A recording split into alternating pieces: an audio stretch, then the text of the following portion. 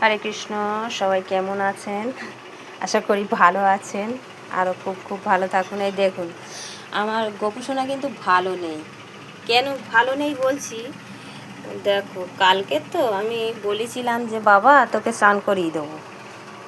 তা কি বলবো, কালকে সারাক্ষণ তো ঝিরঝির ঝিরঝির করে বৃষ্টি হচ্ছিল।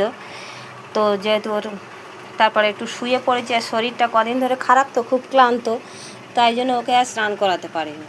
তার জন্য সকালবেলা উঠে মুখটা দেখলাম যে যেন মনে হচ্ছে বাবা আমি সামনে গেলেই আমাকে খেয়ে নেবে, এমন মনে হচ্ছে মুখটা।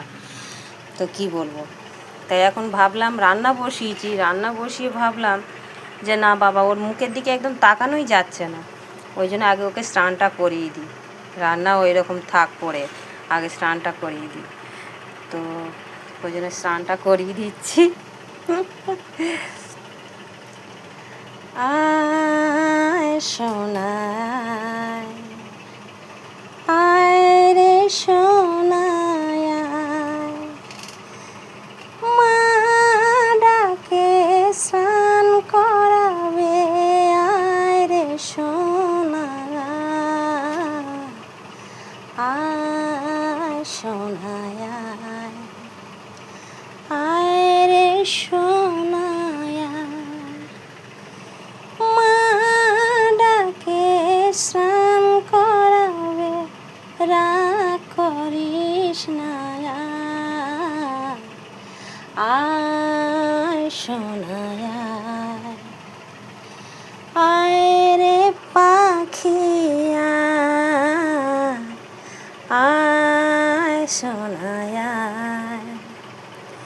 আয় রে পাখি,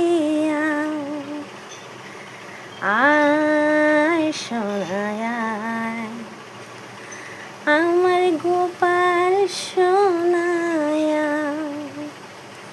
মা ডাকে রাগ করিস না, আয় রে বাবা,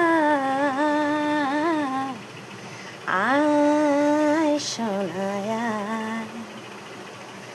আয় রে সোনায়। দেখো তোমরা কিন্তু অন্যদিকে তাকাও বলে দিচ্ছি, নয়তো কিন্তু আমার খুব রাগ হয়ে যাবে। হ্যাঁ, মা সব খুলে দিচ্ছে, এবার স্নান করবে, ঠিক আছে?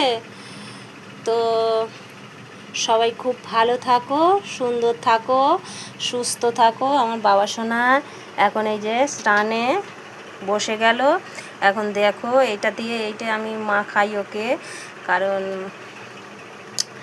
এটা মাখালেও ভালো থাকে, কারণ এইটা মাখালে ওর গাটা খুব সুন্দর একটু তেল তেলের মতো হয়ে থাকে। তো হরে কৃষ্ণ, হরি বল।